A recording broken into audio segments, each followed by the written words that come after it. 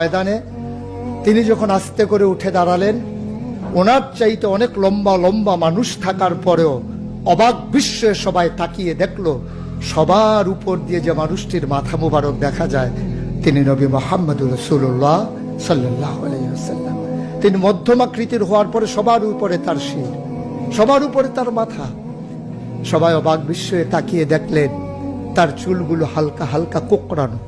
তিনি কখনো বা যখন চুলের ভিতরে তৈল দিয়ে আছড়াতেন, অবাক বিস্ময়ে মানুষ তাকিয়ে দেখতেন, মনে হতো চুলের মাঝে যেন মৃদুমন্দ ঢেউ দেখা যায়। তার কপালটা ছিল চওড়া শুভ্র, তার চোখের ভ্রুগুলো ছিল ধনুকের মতো বাঁকা, তার চোখগুলো ছিল টানা টানা ভাসা ভাসা, তার চোখের পাতাগুলো ছিল গোলাপের পাপড়ির মতো। তিনি কখনো বা যখন চোখের পলক ফেলতেন, অবাক বিস্ময়ে মানুষ তাকিয়ে দেখতেন, মনে হতো মৃদু